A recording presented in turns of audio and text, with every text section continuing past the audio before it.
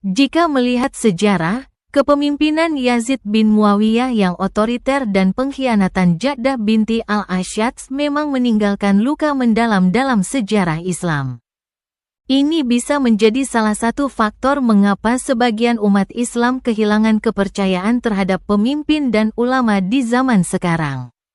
Dampak sejarah Yazid dan Ja'dah terhadap umat Islam saat ini. Kehilangan kepercayaan terhadap pemimpin. Yazid mewarisi kekuasaan dari ayahnya, Muawiyah, tanpa musyawarah umat, menciptakan tradisi monarki dalam Islam. Banyak pemimpin Muslim saat ini yang juga mempertahankan kekuasaan dengan cara otoriter, mirip dengan model yang dimulai sejak era Yazid. Akibatnya, umat semakin skeptis terhadap penguasa yang mengatasnamakan Islam, tetapi lebih mementingkan kepentingan pribadi. Meragukan kejujuran ulama dan tokoh agama. Ja'dah binti al-Asy'ats mencerminkan pengkhianatan dari dalam, yang bisa dianalogikan dengan sebagian ulama yang berpihak pada kekuasaan atau kepentingan pribadi. Banyak umat Islam kecewa karena sebagian ulama lebih condong membela kepentingan penguasa daripada membela kebenaran. Ini menimbulkan krisis kepercayaan, di mana sebagian umat merasa ulama hanya menjadi alat politik, bukan pembimbing spiritual sejati. Pecahnya persatuan umat. Tragedi Karbala dan pengkhianatan di masa lalu menjadi pemicu konflik Sunni Syiah yang berkepanjangan. Sampai sekarang, perpecahan ini masih terus terjadi di berbagai negara Muslim. Memperlemah umat Islam secara global. Apakah ini bisa diubah? Kesadaran sejarah penting, tetapi tidak boleh jadi alasan pasrah. Umat harus lebih kritis dalam memilih pemimpin dan ulama yang benar-benar memperjuangkan kebenaran. Persatuan lebih penting daripada terus terjebak dalam dendam sejarah. Dampak sejarah Yazid dan Ja'dah yang masih terasa sampai sekarang, terutama dalam krisis kepercayaan terhadap ulama dan pemimpin Muslim.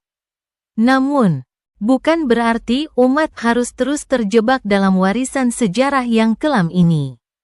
Solusinya adalah membangun pemahaman Islam yang lebih kritis, adil, dan bersatu. Tanpa terjebak pada figur tertentu di masa lalu. Hasan bin Ali meninggal akibat diracun, bukan dibunuh secara langsung dengan senjata. Bagaimana Hasan bin Ali wafat? Versi mayoritas sejarah Islam Hasan bin Ali wafat pada tahun 670 Masehi, 49 Hijriah, di Madinah. Diracun secara perlahan, yang menyebabkan penderitaan panjang sebelum akhirnya meninggal. Banyak sejarawan menyebut istri Hasan, Ja'dah binti al-Asy'ats, sebagai pelaku yang meracuninya. Siapa yang meracuni Hasan bin Ali? Sejarawan Sunni dan Syiah sepakat bahwa Hasan diracun.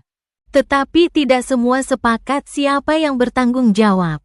Versi Syiah, Hasan diracun oleh Ja'dah binti al-Asy'ats atas perintah Muawiyah bin Abu Sufyan.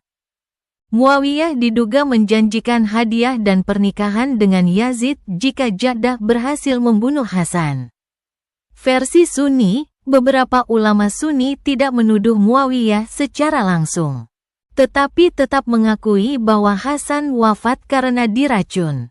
Tidak semua sejarawan Sunni setuju bahwa Ja'dah yang melakukannya. Kesimpulan Hasan bin Ali wafat karena diracun, bukan dibunuh secara langsung. Diduga diracun oleh istrinya, Ja'dah binti al-Asy'ats, atas perintah Muawiyah, tetapi ini masih diperdebatkan antara sumber Sunni dan Syiah.